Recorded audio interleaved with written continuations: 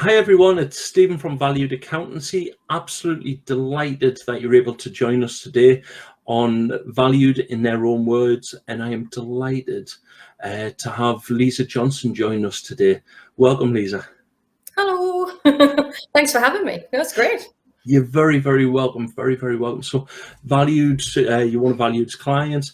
Absolutely so super proud that you've took the opportunity to come on and tell the world. I'm just being told that the sound's coming through all right there. Thank you very much. That's always a good help. It's always a good help. Yeah. So always super proud that our clients come on these sessions and just share their journey, their skills, their knowledge over the last however many years they've been in business. So thank you for that. That's really, really appreciated. Obviously, I know a little bit about you. I know that you're the project director of Durham, Discovering Durham CIC, and also the MD of the Tea Enthusiast. Would you just like to tell the viewers a little bit more about yourself? Okay. So with the Tea Enthusiast, that's been going for nearly 17 years now. So I've been self-employed for the best part of 2 decades. I'm basically unemployable now, so that's going to have to stay true. Yeah, I know that feeling.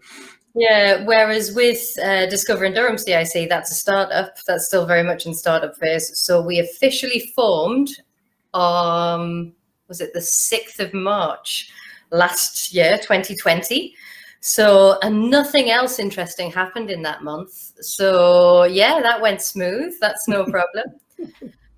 So Tea Enthusiast it's a private limited company. That's me expressing my love for taste and flavors and everything foodie in a way that doesn't make me, obese or an alcoholic. So, so yeah, with the Tea Enthusiasts, that's been a really long journey, and it's basically an e-commerce brand. So we're online based. I'm a bit of an e-commerce nerd. And then with Discovering Durham, that's almost completely the opposite. So it's a not-for-profit organization.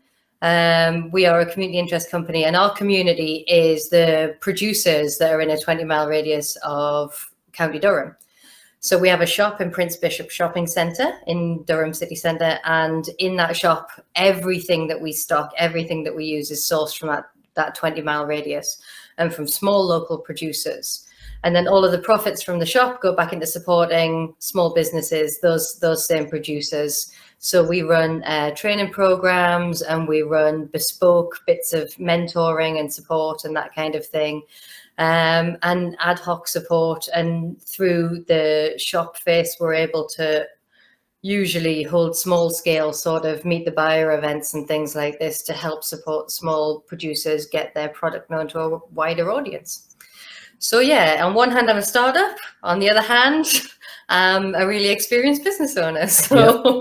I was going to say, you've got two polar opposites there, haven't you? I love the comment about I am now unemployable. That's totally exactly how I feel. I'm semi-feral. Yeah.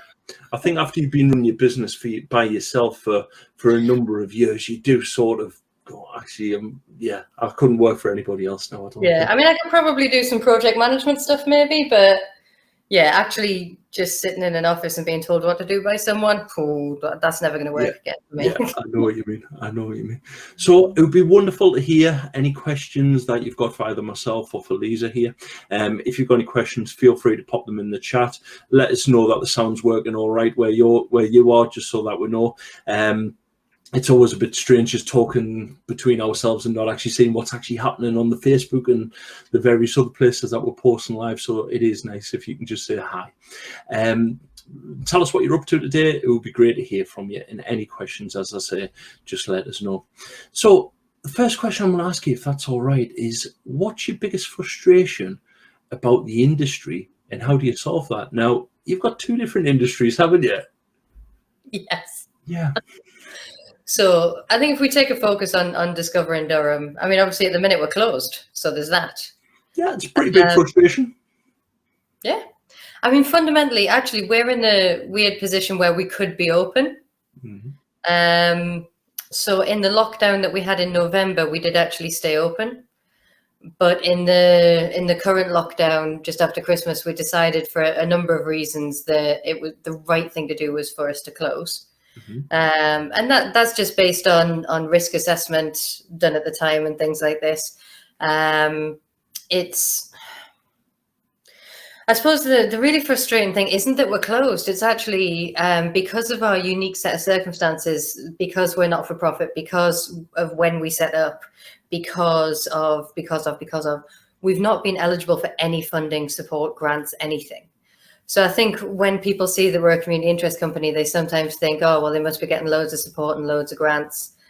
And basically, other than Prince Bishop's Shopping Centre, who support us wonderfully, because we do not pay full rent on that unit, we haven't received a penny in help at all from anybody. And that's been really, really challenging and really, really frustrating. We just haven't qualified for anything. And a couple of things that we have qualified for, there's been such a scramble to get that we just haven't been successful in getting any of it. Now we've got some bids out there at the minute to hopefully get a couple of things, and that'll be awesome. And we've had a couple of conversations with other organizations to try and see if we can pull in some support and work with other organizations. But yeah, the frustration is right now that in 2 weeks we get to open, but we've been closed for months. So how do you restock the shop? Yeah. And you know, a lot of businesses aren't being all that open about this, and I get why. But being us, I can say what I like. It's one of those joys. So yeah, there's a lot of organizations and a lot of shops and a lot of businesses out there right now that are just about to be told they can reopen. And now they have to find funding after being closed for sort of 3.5 months to reopen their shop and restock their shop. And that's going to be hugely challenging for a lot of businesses. Yeah. Ours is coming basically from directors' loans, which isn't ideal. But yeah, so when you're out there on the high street, or you're thinking about clicking add to cart on Amazon, please have a think about your local shop and go and visit it, because yeah, when they reopen, it's going to be one of their most dangerous times, I think, for a lot of small businesses, because if they restock and they reopen and they don't get the footfall, I think that's going to be devastating to some businesses. They're literally using the last pennies that they have to reopen this time. So yeah. I totally agree. I think a lot of people 12 months ago, and it seems like a lifetime ago in some respects, but it seems 2 minutes ago in other respects, a lot of people thought, actually, you know what, we've got the bounce back loans, we've got the C-bills, we've got the furlough, we've got everything, we've got through this. Yeah. Actually, no, you've got to restock. You've got to open again. You've got to actually get through the next hurdle. So you've got, for some businesses, the backdated VAT, the pay-as-you-earn that might have been missed, the corporation tax, the self-assessment that's getting spread. You've got all this other stuff to fund 12 months after the event. Now, the government did bring in some other stuff which kicked some of that down the line another 12 months, but that doesn't help to get the produce back into the shop. And then I think it also comes down to confidence of people. I've walked past your shop umpteen times, not been in it yet, really looking forward to going in it. Yeah, really, really looking forward to going in it. Can't wait, to be honest. But actually, it's the confidence about people going back into the high street. And you're right, I think a lot of us have formed that habit of just click, add to cart, Amazon deliver it, and problem solved. Actually, buy local. I think that is hopefully a change that is going to happen. I really do. And I think one of the key fundamental things of and I am going to call it Disco Durham at some point, because that's how we shorten it down. One of the key points of Discovering Durham is that we recognise that people want to shop local and they want to support those small local producers, but actually what people need is convenience. And if you don't make shopping local convenient, people are going to go back to those old behavior patterns of picking up what they need in the supermarket and on Amazon and things like this. So what we're trying to do with Discovering Durham is put that shop local on your high street. So as you're popping into Boots, or you're popping into something else in the local high street, you can pop into Discovering Durham at the same time and pick up those nice things, because the quality of produce that these small scale producers are kicking out is phenomenal. Absolutely phenomenal. And they're doing it by, they lower their profit margins, and they're not selling. If you sell into a supermarket, and this is something that people probably don't realize, the actual producer only makes about 10%. You know, it's not your profit margin once you're stocking into supermarkets is so tiny, you know, that you have to you've got to look at whether you're reducing the quality of your goods or you're reducing the quality of the ingredients or something like this. Whereas the guys who are stocking into us, you know, we don't have that squeeze. So it's the quality of the produce that you're getting is phenomenal. You can walk into our shop and you can buy a locally produced cheese that the guy can name the cows, and he's produced it himself on an ex-prisoner of war camp in the south of Durham. Like, what? That's amazing. And nobody knows that story, and they should know that story. Yeah. You know, if we have the producers come into the shop and stand there and sell their wares, and just, I call it shedding. They just shed their passion onto everyone that they talk to. And everyone goes away, you know, holding a bag of coffee or a piece of cheese or a bar of chocolate. And they're like, wow, I met the person who made that. And they're going to share that piece of chocolate with their family when they get home. Yeah. And they're going to be like, well, I met this amazing woman today who made this chocolate, and she was telling me all about the different cocoa beans and the different flavor capsules that she uses. And, you know, you can't, you know, I was asked, am I worried about Jeff Bezos opening shops on the high street, and will that be a challenge to like Discovering Durham? And I'm like, no, not in the slightest, because he's trying his best to eliminate people as much as possible from the buying process. Ours is the opposite model. If you come into our shop and buy something and you don't have a meaningful conversation as part of that, then I feel like we failed as a shop. So, yeah. Wonderful. That is absolute. That's amazing. And I think that's the thing that's missing in so many businesses right now is the human side. Yeah, it's. I know it's something that valued. We are very passionate about is the human side, making sure yes, you can use tools like Xero, like Dext, Receipt Bank to automate a lot of the process, but ultimately it's still the people. That's really important. That's really critical here. Conversations with your accountant can bring things to light that you yourself don't see in the business. Having someone who looks at the numbers and the raw data and then comes back to you and sort of says, you know, do you know what percentage you're spending on this? Do you actually know what your gross profit margin is actually, as a business owner, really valuable. Yeah. And I think a lot of businesses out there are not having valuable conversations with their accountants. And I think they do severely miss out. Yeah, you know? Yeah, I totally agree. We've got some clients that literally, we had one this morning that just said, is it going to take long? And you know, when you go, what? Do you just want like quick and easy and it's done? And yeah, if that's what you want, that's what you want. But fundamentally, it's not going to give you the advice and the support that you need. Yeah. You know, honestly, I could sit and chat to you all day here, but I'm going to ask you another question if that's all right. Yeah. Full of brilliant insights here. I'm absolutely loving it. So the next question I would ask is, if you could go back to the beginning of your business, what would be the one piece of advice that you'd tell yourself? Now, people who are listening will probably expect me to say, don't form a business on the 6th of March, 2020. Yeah. But I wouldn't give myself that advice, actually, because we're a not-for-profit company and our aim is to support local producers. I mean, I would probably be like, hurry up, do it in February, you know, because then we would have qualified for some of the bounce back loans and stuff like this. And at the minute we don't. So yeah, it might be like, hurry up and do it slightly earlier. But no, I'd still do it. I would absolutely still do it. And I would still do it in the same way. Now, if we're talking about tea enthusiasts and I have to cast my mind back all the way to 2004, I don't know.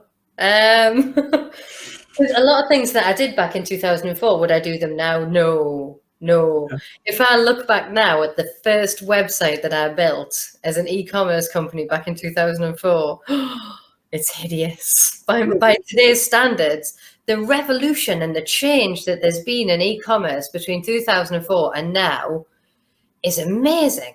I mean, it's not evolutionary, it's revolutionary how things have changed. Back in 2004, you had to have someone who knew coding, you know, to get anything vaguely that would work. Whereas now it's never been easier to put up a website. Yeah. Never been easier to start an e-commerce company. And I think if you're out there right now and you're watching and you've not got an e-commerce presence and what's putting you off is the complexity and this, that, and the other, honestly, do not let that stop you. There's So there's a company called EKM, who are an English-based small business. So they're an SME, but they've been around for a really long time. I've built websites with them in the past, but if you're looking for an e-commerce out the box, low stress, easy to manage solution to just get an e-commerce business off the ground, honestly, you can't do better than EKM, because they've got full UK support. I know it sounds like I'm doing a plug now. They don't pay me much.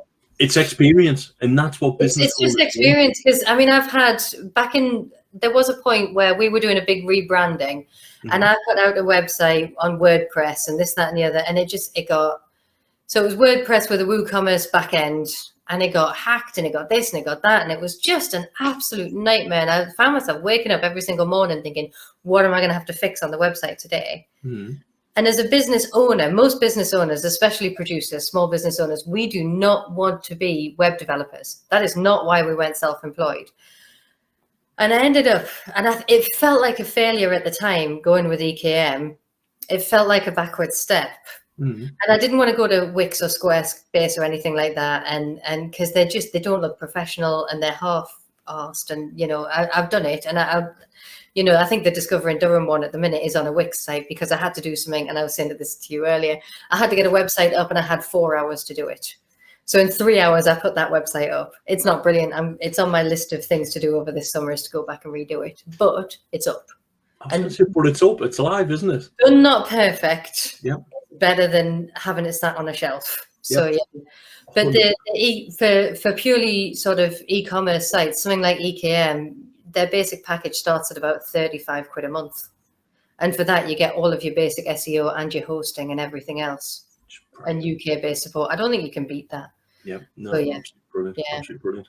I think, to be honest, so many people do struggle with the websites. I remember when I very first set Valued up back in 2011, we are 9 years, 364 days old now. Tomorrow's our 10th anniversary. Well, happy birthday for tomorrow. Thank you very much.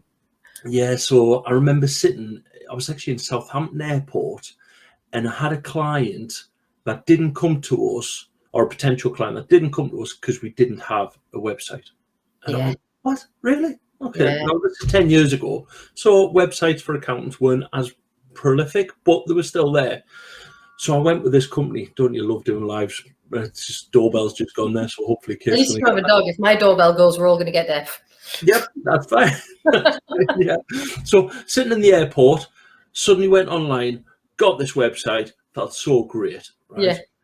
Had it all organized. A couple of days later, website's live. The world's much better, right?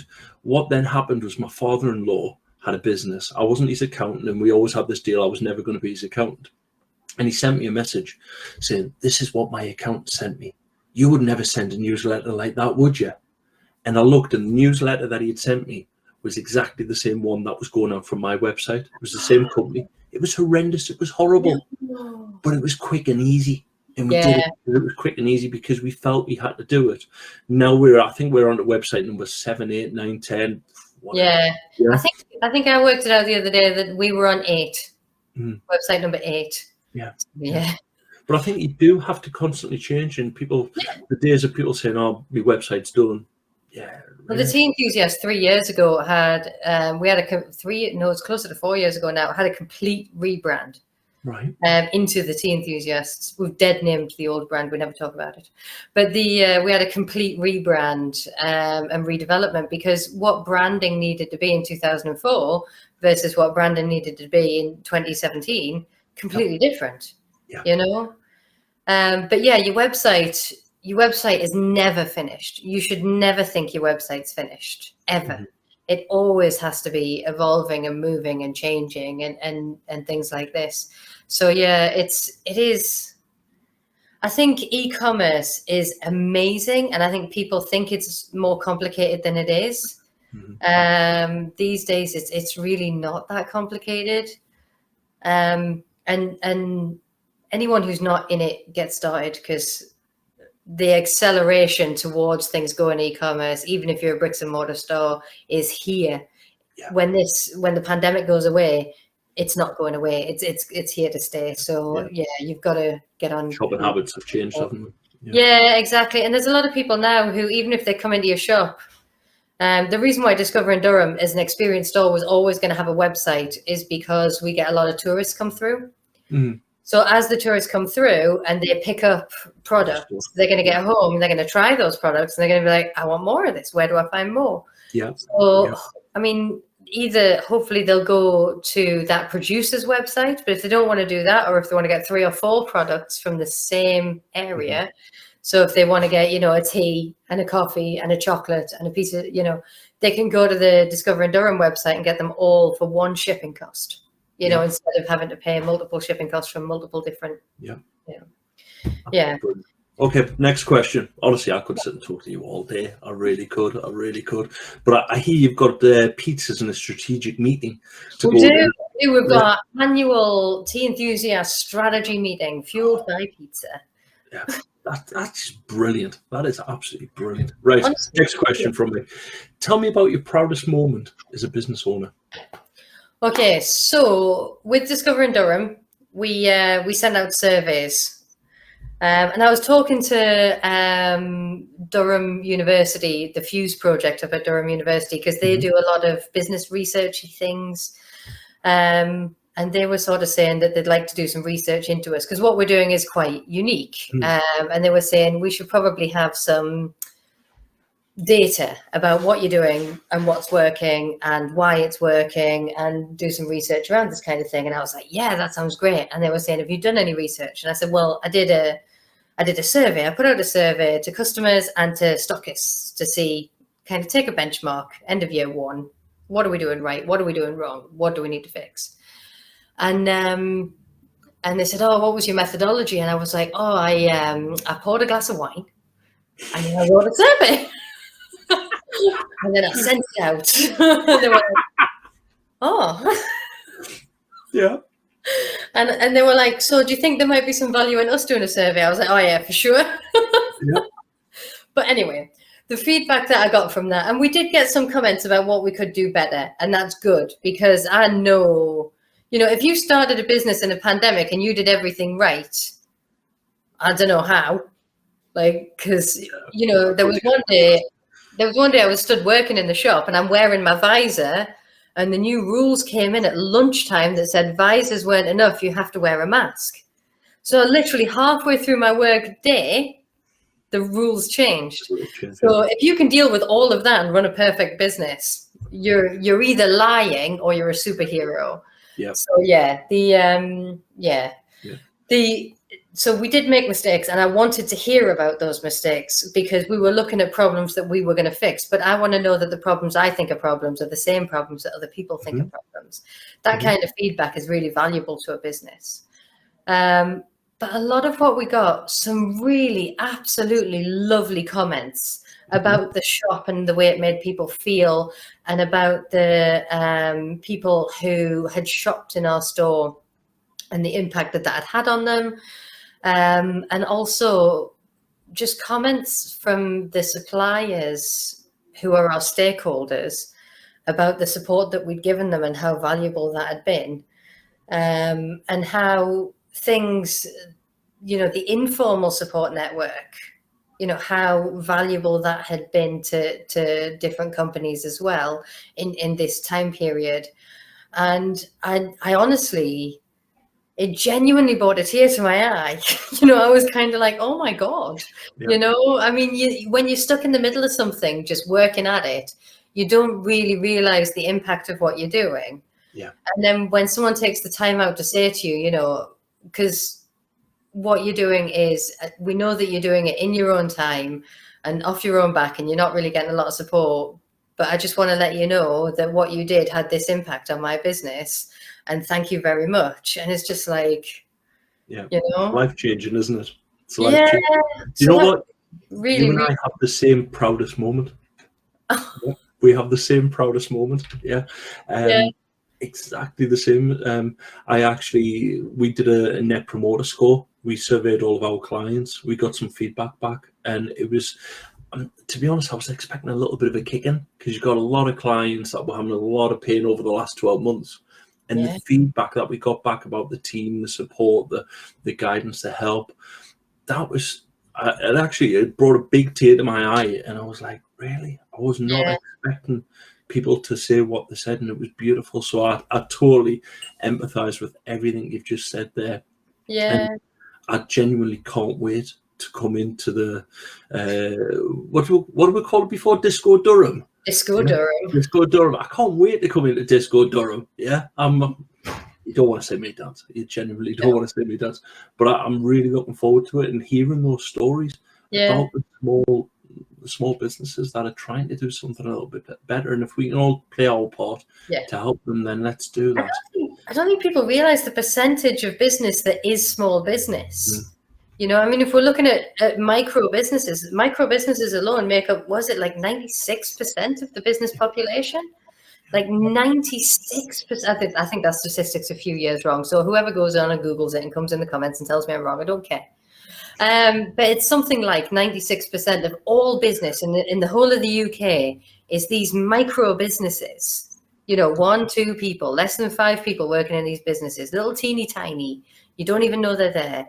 But to say that they're the backbone of our whole economy is an understatement, you know? I mean, people think, oh, won't it be terrible if Nissan closes down? And it would be, don't get me wrong, it would be a regional disaster. Yeah. But individually, these small businesses, the impact on the economy is phenomenal. And especially the local economy, because I tell you, we've got 70 different local producers that we've worked with already this year. 70. And I promise you, not one of those local producers has an offshore account. Every single penny you spend with us that goes back to those local producers, that money stays in the local economy. You know, they're spending it with other local producers. They're spending it, you know, on their kids taking ballet lessons. They're spending it on, you know, in other local shops so that they can eat and survive and all of that kind of stuff. That money stays local. Yeah. You know? Which is fantastic. Yeah. I think it's a huge, huge thing that hopefully we will change after COVID-19, after the pandemic, after getting out of lockdown, is we will buy more local. I think some stuff will be convenient. You'll get the bigger stuff delivered, but where possible, we're lucky enough, we've got a caravan up at Amble. And honestly, I love shopping around the local butchers, the local bakers, all of that. You actually walk into Tesco and it feels strange. Oh, yeah. You know what? After lockdown, I bet next time you go up to Amble, when you're allowed and it's safe and all of that kind of stuff, next time you go up to Amble, I bet you could phone the local greengrocers or butchers or whatever and get a box delivered for when you arrive up there. How great is that? That's an idea. You know, I started getting a veg box delivery and stuff like this. I love it. I'm not going back. Love it. Definitely. You know. Right. Final question from me, if that's all right. Okay. What would be the advice that you would give to somebody that starts out as a new business owner? Okay. There's a couple of key things. Speak to someone who's done it.